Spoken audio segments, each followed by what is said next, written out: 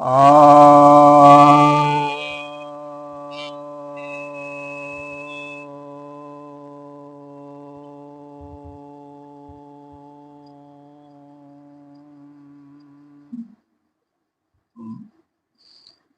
सभी भक्तजनों को सप्रेम नमन। तो आज वेद में जंतु विज्ञान इस विषय पर चर्चा करेंगे कि हमारे वेदों में जंतु विज्ञान के विषय में क्या कुछ बातें बताई गई है। इसके संबंध में पशुपालन, पशु संरक्षण, पशु संवर्धन, पशु चिकित्सा, इनका भी उल्लेख किया गया है। इनका वर्गीकरण किया गया है, इनके गुण कर्म बतलाए गए हैं, स्वभाव बताए गए हैं, इनकी उपयोगिता बताई गई है, इनके नामकरण भी किए गए हैं। तो हालांकि वो प्राथमिक स्तर पर हैं, लेकिन बीज रूप में वहाँ पर प्रक्रियाएं तो बता दी गई है ताकि आगे आने वाली पीढ़ी को उस विषय में उसका व्यास करने में, यानी वेद का व्यास करने में एक संदेश, एक रास्ता, एक मार्गदर्शन मिल सके। पशु को कहा गया है पश्यति इति पशु, जो देख सकते हैं, जिनमें दर्शन शक्ति है, वे सभी पशु हैं। और जो बंध जाते हैं उन्हें भी पशु कहा गया है। जो पास में बंध जाते हैं उन्हें भी पशु कहा गया है।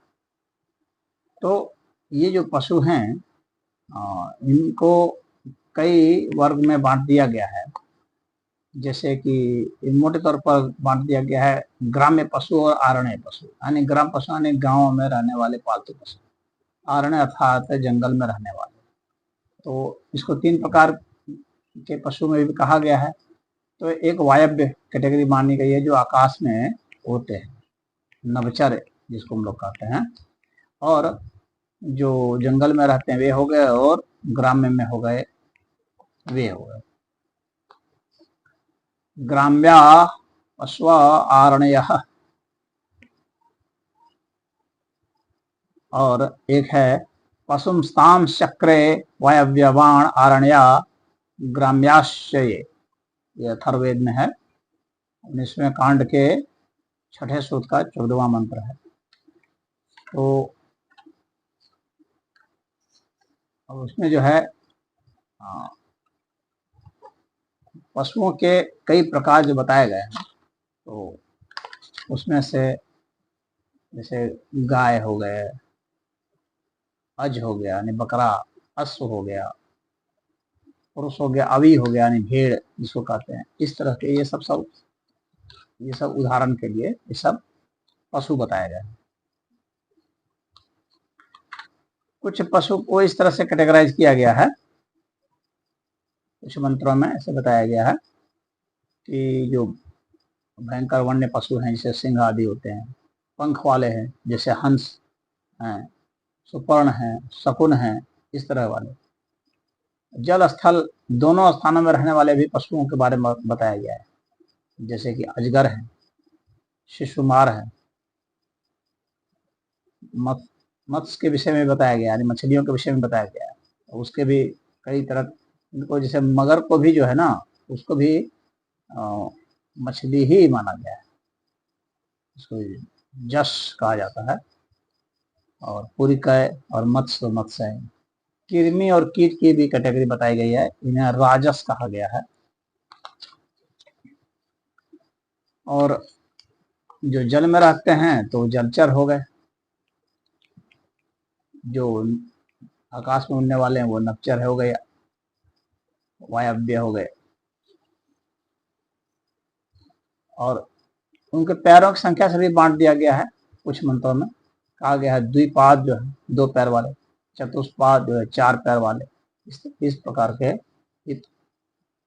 बांटे गए हैं। अथर्ववेद का 11वां कांड का 5वें सूक्त का 21वां मंत्र है, वो कहता है पार्थिवा दिव्या पशव आरण्या ग्राम्याश्च। यानी यहाँ कैटेगरी बांटी जा रही है कि पार्थिव जो है यानी ऐसे सामान्य रूप से जो चलते हैं, और दिव्य हैं जो मतलब कि आकाश वगैरह में चलते हैं, और जंगल में रहते हैं और ग्राम में रहते हैं। तो इस तरह से इसको कैटेगराइज किया गया है। तो यहाँ पर ये बताया गया है कि इस तरह से कैटेगरियाँ बनाई जा सकती है। बाद में इसी को तो आधुनिक वैज्ञानिक सब जो है बहुत सारे कैटेगरी बना दिए हैं, प्रोटोजोआ, मेटाजोआ, इस तरह से बनाए हैं। पोरीफेरा, नेमाटोडा, काइनोडर्मेटा, मोलस्क्स, कॉर्डाटा, ये सब तो आज के आधुनिक वैज्ञानिक सब बनाए हैं। प्रोटोकॉर्डेट्स, तो ये सब तो आधुनिक वैज्ञानिक बनाए। लेकिन वहाँ पर जो है वेद में तो पुराने अनुसार से ही बनाए हैं। तो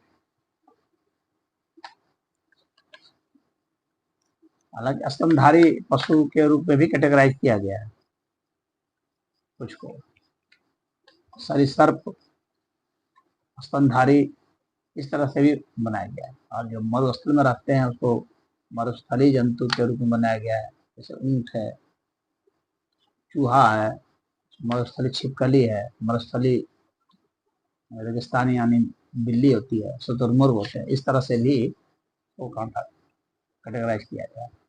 यानी जलीय जंतु सरीसर्प यानी रेप्टाइल्स जैसे सांप वगैरह है, और पक्षी बर्ड कहते हैं, स्तनधारी मैमल्स कहते हैं, वो वन्य पशु वाइल्ड एनिमल्स समझ सकते हैं। कृमि और कीट इंसेक्ट्स वगैरह जिसको कहते हैं। तो इस तरह से इसको बांटा गया है। अब पशुधन का महत्व जो है ये बताया गया है कि पशुधन से क्या क्या लाभ होते हैं। विशेषकर गाय, अश्व, हस्ती, इन सबको गाय घी देती है, दूध देती है, भाई मधुर भोजन से तैयार होते हैं। तो इन सब का बहुत गुणगान है। वेदों में तो गाय का बहुत ही ज्यादा गुणगान है।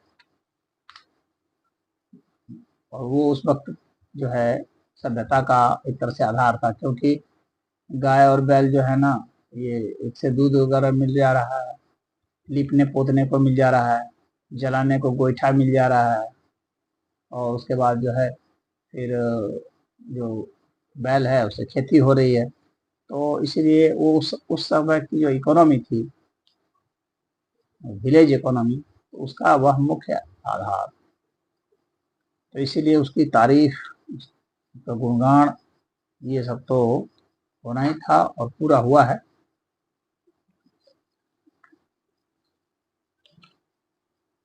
उसके गाय के दूध को पयस कहा गया है। उसको गाय के विषय में कहा गया कि इसमें सारे गुण पाए जाते हैं, उससे हमें वर्चस्व मिलती है, कांति मिलती है। अगर आप आयुर्वेद देखेंगे तो वहां भी गायों के दूध का बहुत ही अच्छा गुणगान है। उससे तेज मिलता है, उसमें ऐश्वर्य मिलता है, भग कहा गया है, यश मिलता है। पयस दूध है, उससे रस मिलता है, सरसता है, मलाई, दही, मट्ठा, मक्खन, घी, सब पोषक तत्व जो है वे सब उससे मिलते हैं। और बैल को भी बहुत ज्यादा दिव्य शक्ति कहा गया है। और जिनको बधिया कर दिया था, मतलब सांड हो गया, बधिया कर दिया, बैल हो गया, तो वध्री, तो उनको सांडों को जो है बैल बनाया जाता था ताकि वो आसानी से चल सके, खेती के काम में आ सके।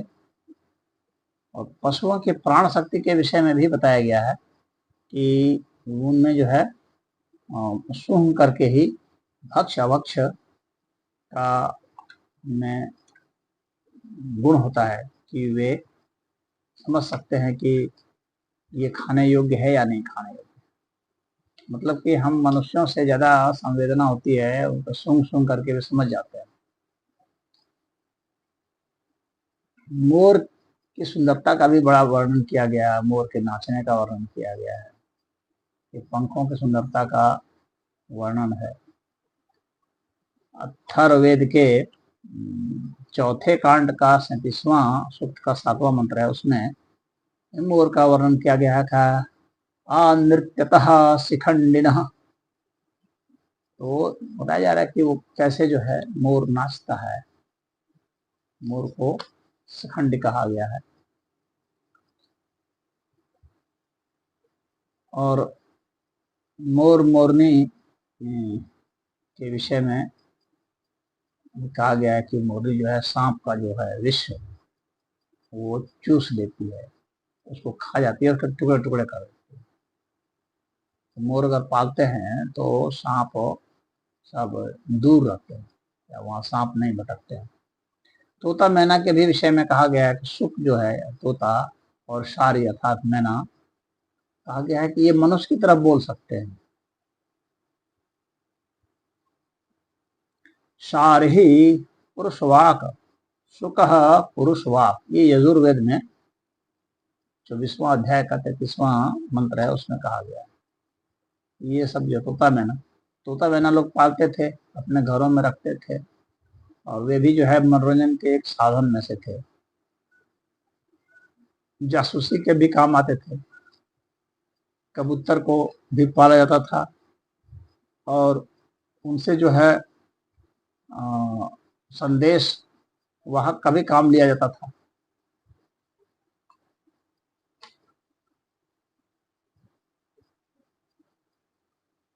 और कोयल के विषय में भी वर्णन है। कहा जाता है कि कोयल की जो वाणी है ये पुरुषों में भी काम वासना उत्पन्न करने में समर्थ है। कोयल की वाणी में जो मधुरता है तो ये कामोद्दीपक बताया गया है यजुर्वेद का 24वां अध्याय का 39वां जो मंत्र है उसमें कहा गया है कामायति कह, यानी ईकह जो है ये कोयल जो है ये काम वासना उत्पन्न करने में समर्थ है। उल्लू के विषय में भी बताया गया है। उल्लू जो है वो काफी कटु शब्द कहा जाता है और इसको ये शुभाशुभ शास्त्र में इसको अशुभ माना जाता है कि इसकी बोली जो है वो अशुभ होती है। और इसी से होता है कि भाई उल्लू को कहीं जाते समय उल्लू की बोली पड़ जाए तो नहीं जाना चाहिए, क्योंकि ये अशुभ लक्षण बताए जाते हैं। उल्लू को दिन में बहुत ही कम दिखता है,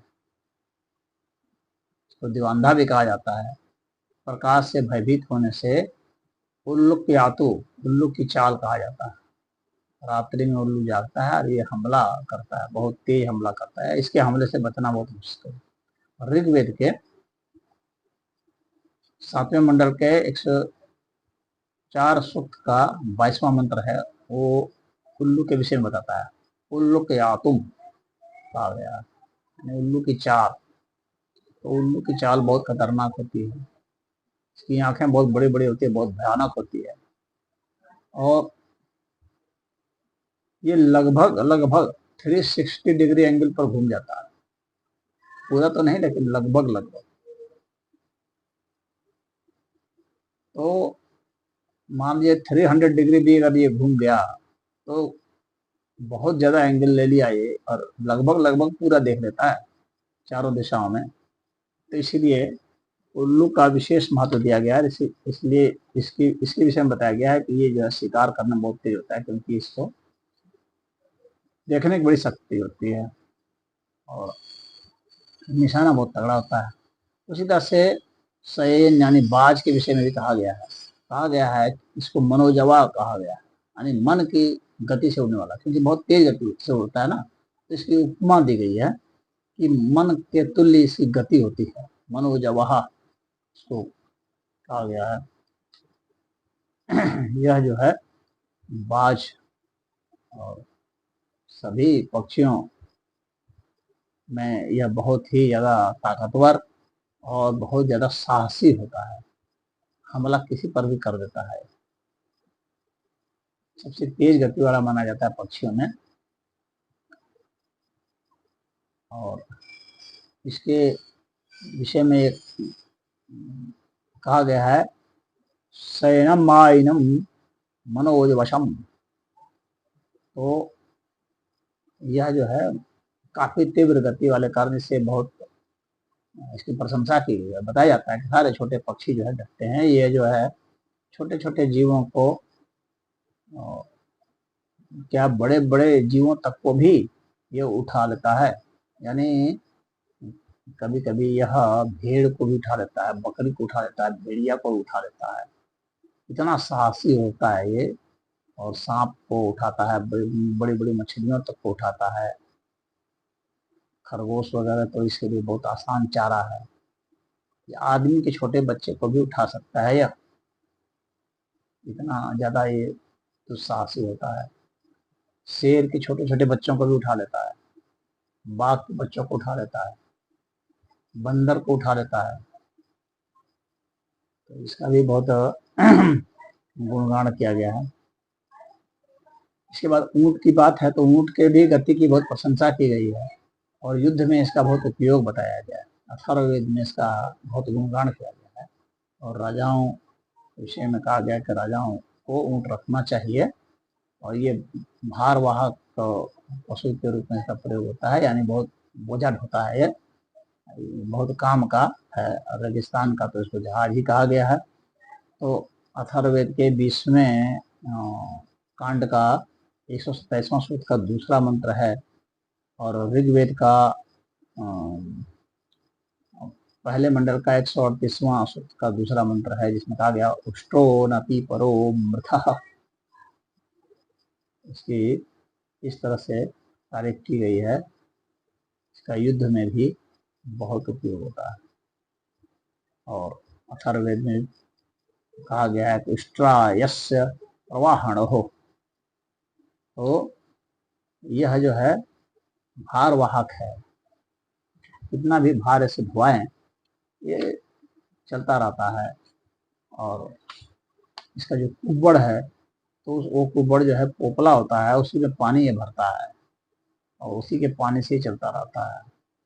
बहुत ज़्यादा पानी स्टोर कर सकता है। तो इसको सवारी के रूप में इसका प्रयोग बताया गया है ऋग्वेद में। और अथर्ववेद में ऊँटों के कैटेगरी भी बताई गई है कि ऊँट किस किस कैटेगरी के कहा जाता है और इसकी शक्ति का, इसका गुणगान अथर्ववेद में किया गया है।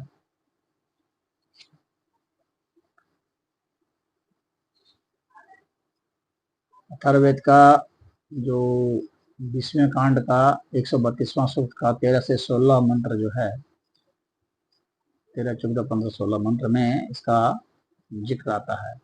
त्रिणी उष्ट्रस्य नामानि, 3 प्रकार के ऊँट जो है बता दिए जाते हैं। एक वो जो काफी सुनहरे रंग के होते हैं, हिरण्य उसको कहा गया है। दूसरे वे जो कि बहुत शक्तिशाली होते हैं, यशस्वी होते हैं, यश सवश उसको कहा गया है। और इसको भगवान रुद्र की भी सवारी कहा गया है।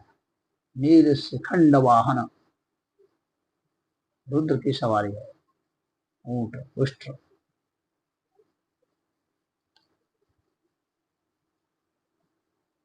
तो दान में जो पशु दिए जाते हैं उसमें से एक ऊंट भी माना गया है। इसकी बहुत उपयोगिता रही है। तो ऋग्वेद में भी इसका वर्णन किया गया है कि किन किन राजाओं ने दान दिया है, इनका उनका वर्णन किया गया है। ऊंटों का जो विशाल समूह है उसको चारण गण कहा गया है। ऊंटों के विशाल समूह को ऋग्वेद में चार थे गणे, ऋग्वेद का 8वां मंडल का 46वां सूक्त है। उसके बाद एक चीज और वर्णन किया गया है बहुत बढ़िया, वो है अश्वतर का। अश्वतर यानी जिसको हम लोग कहते हैं खच्चर। खच्चर यानी जो गधा और घोड़ी या गदही और घोड़ा, इनके संयोग से जो बनते हैं ना, जो वर्ण संकर प्रजाति उत्पन्न होती है, उनको खच्चर खच्चरी कहते हैं, अश्वतर अश्वतरी।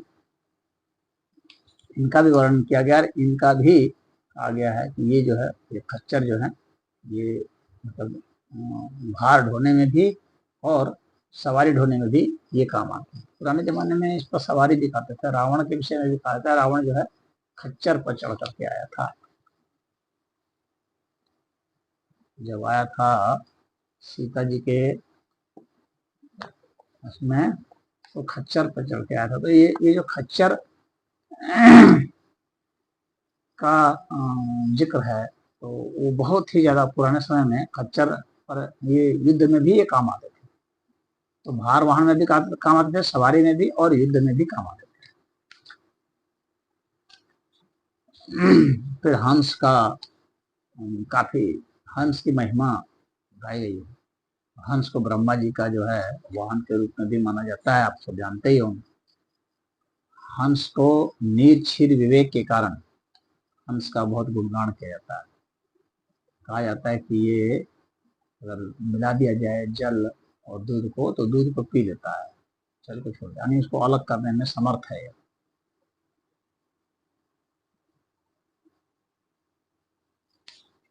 यजुर्वेद के 19वें अध्याय के 74वें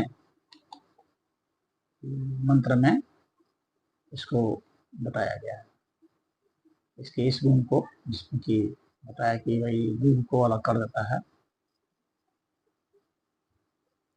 सोममध्यभ्यो व्यपिबत हंसः।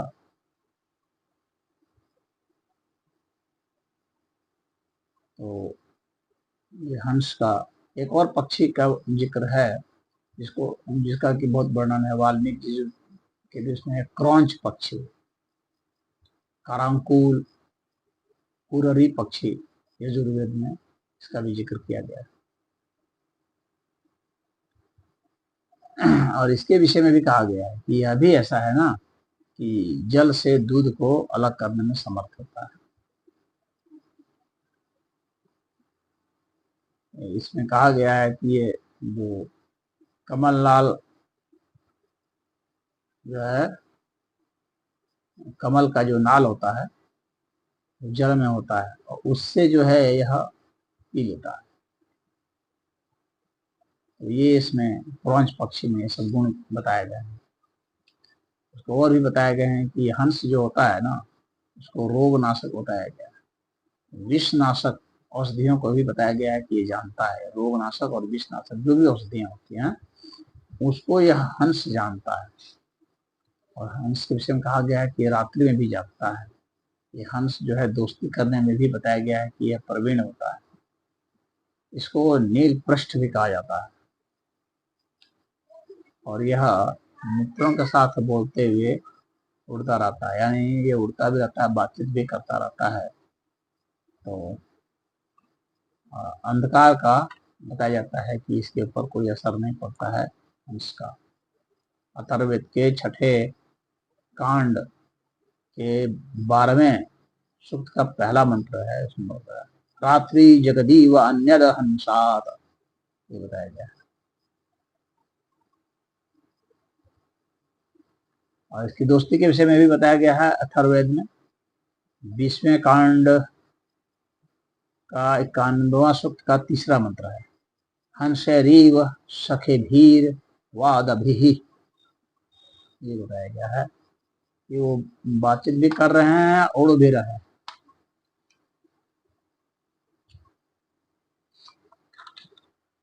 इसके बाद जो है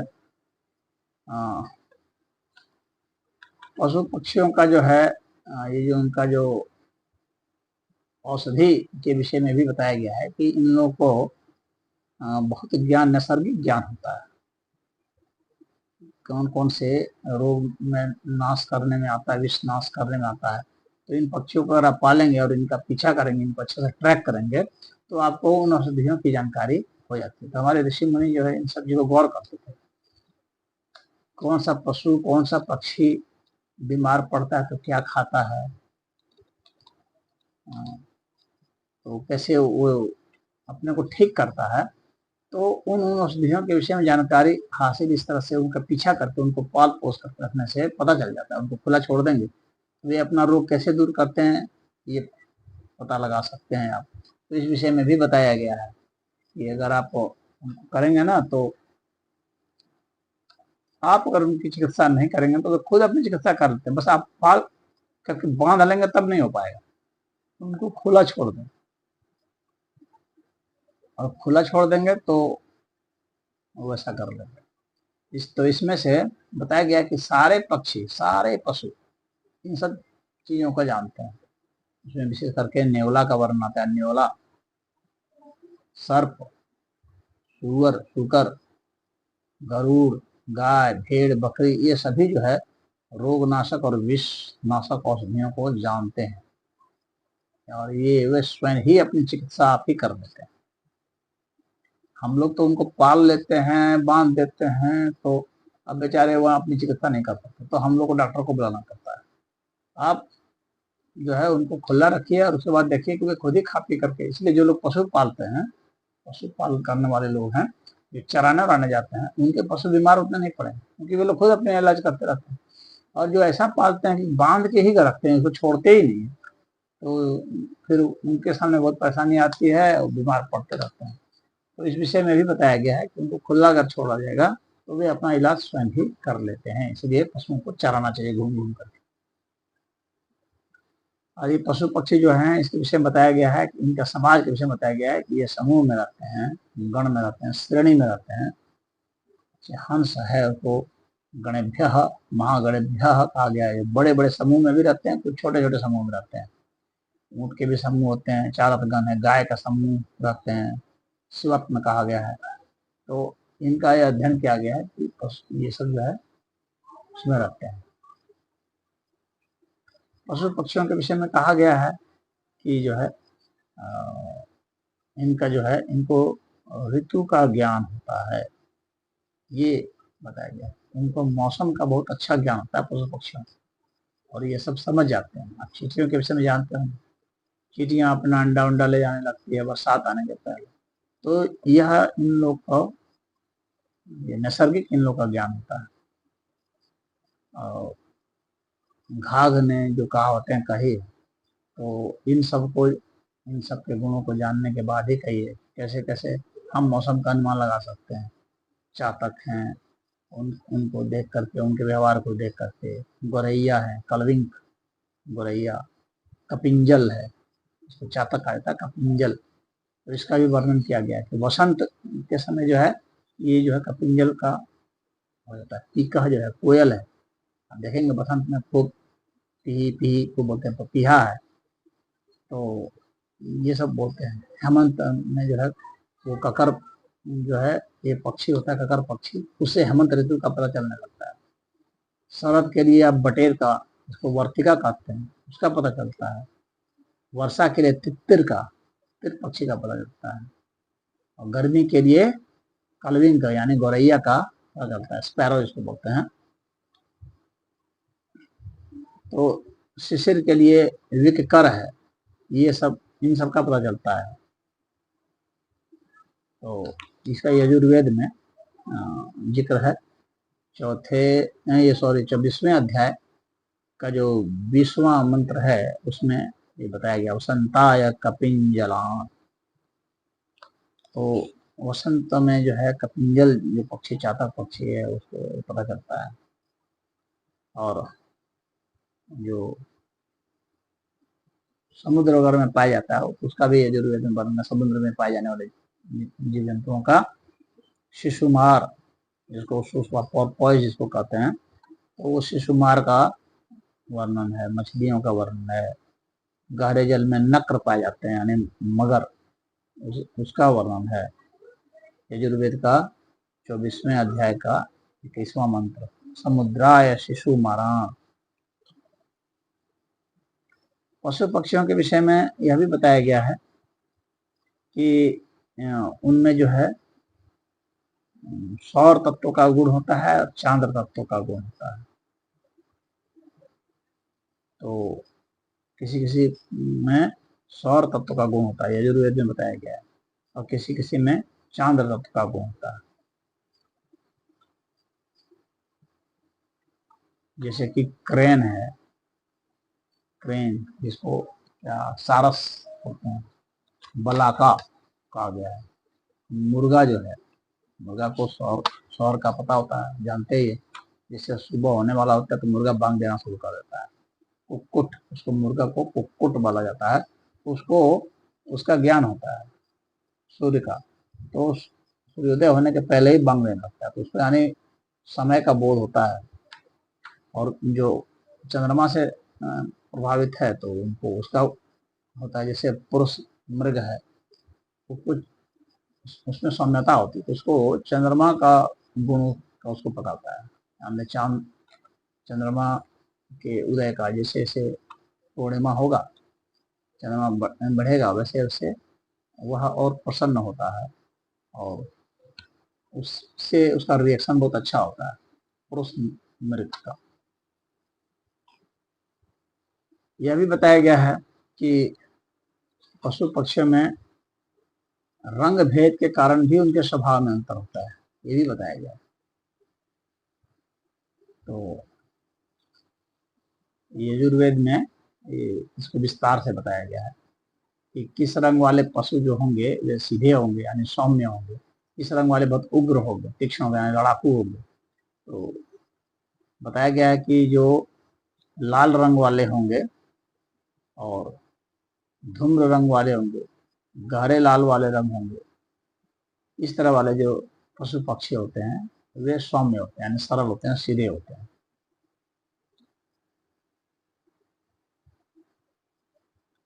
और जो सौर गुण वाले होंगे, जिसमें सफेद छिद्र होता है, ऐसे कान में दाग होता है, तो ऐसे जो है उग्र वाले होते हैं। और जो चितकबरा होते हैं, पृषति पृषति जो चितकबरा टाइप के जो होते हैं, उसमें चांद्र गुण होता है। जैसे नेत्रावरुण, सौर और चंद्रमा का गुण इसमें होता है, बहुत मृग वगैरह दिखते हैं, तो चितकबरे टाइप के होते हैं, इसमें होता है। तो क्योंकि यह थोड़ा सा विषय बड़ा है, इसलिए 2 वीडियो में आएगा, तो ये वीडियो लंबा हो रहा है, इसलिए मैं इसे यहीं रोकता हूँ।